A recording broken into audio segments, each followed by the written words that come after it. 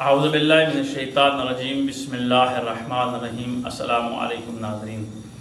आज हम एक ऐसा मसला लेकर आपकी खिदमत में हाज़िर हुए हैं जो लोग नमाज तर्क करते हैं,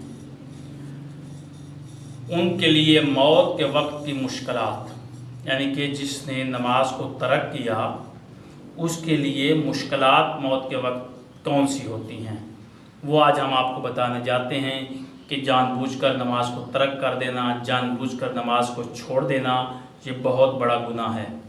यानी कि इंसान सेहतमंद भी हो और नमाज ना पढ़े, उसके लिए फिर जब इंसान मर जाता है तो फिर हम लोग उसकी कब्र पर कुरान पढ़ाते हैं कि इसकी बख्शिश हो जाए, फलां हो जाए, इसकी कब्र पे अल्लाह की रहमतें हों। लेकिन ये नहीं हम सोचते कि इसने जो गुनाह किए हैं वो कौन से हैं। वो है नमाज का सबसे बड़ा गुनाह, ये नमाज का है जो हम नमाज नहीं पढ़ते। तो आज हम यही जनाब फ़ातिमा ज़हरा सलामुल्लाह अलैहा हज़रत रसूल खुदा सल्लल्लाहु अलैहि वसल्लम की खिदमत में अर्ज़ की, बाबा जान, जो मर्द या औरत नमाज को हकीर समझें, जो मर्द या औरत नमाज को हकीर समझें, उनकी सज़ा क्या है। तो आपने फरमाया, ऐ मेरा लख्त जिगर, ऐ मेरा जिगर गोशे बतूल, जनाब फ़ातिमा, जो मर्द या औरत नमाज को हकीर समझे अल्लाह ताला उसे 15 मुसीबतों में मुब्तला कर देगा।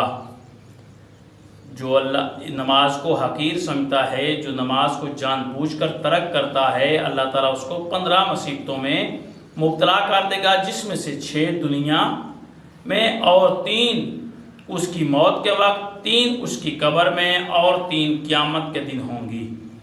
और जब उसे कब्र से उठाया जाएगा, जो 3 मुसीबतें उसे मौत के वक्त आ लेती हैं वो ये हैं, और बाकी जो मुसीबतें हैं उनका हम इंशाअल्लाह बाद में ज़िक्र करेंगे।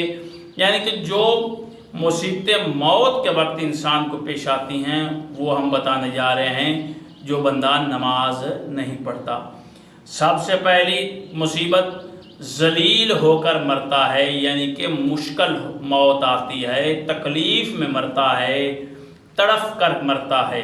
जो नमाज नहीं पढ़ता, जो जानबूझकर नमाज को तर्क करता है, जानबूझकर नमाज को हकीर समझता है। दूसरा, प्यासा होकर मरता है, यानी कि मरते वक्त उसके मुंह में कोई पानी भी नहीं डालता, यानी कि ये। तीसरा, भूखा होकर मरता है, यानी कि उसे भूख जो है वो लगती है और उसे कोई खाना नहीं देता, खाली पेट वो इस दुनिया से चला जाता है। अगर इन तमाम